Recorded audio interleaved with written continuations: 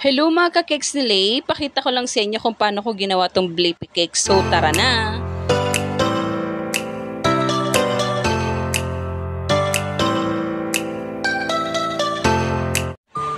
So another day, another cake order tayo for today's video. So ang may order na to, walang iba yung aking super suki or talagang repeater order na to ni CC Team Moya. Shout out sa iyo CC, thank you so much for trusting cakes ni Lay at iba pa every now and then. So ang size ng kanyang cake is 7x4 Choco Moist na meron siyang kasamang 12 pieces cupcake at ito ay soft icing na merong printable toppers. So ito na, pakita ko lang sa inyo kung paano ko siya inassemble gaya ng mga previous videos ko.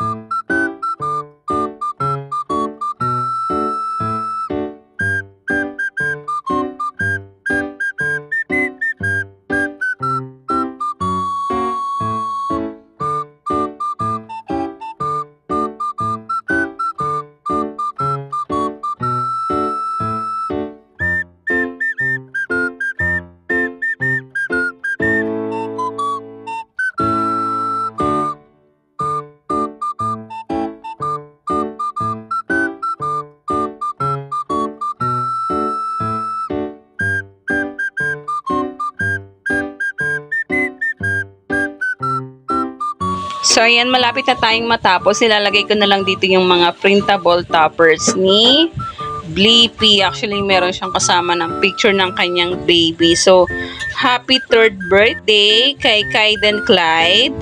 Ayan, so maraming salamat po sa lahat na nagtitiwala sa cakes ni Lay at iba pa.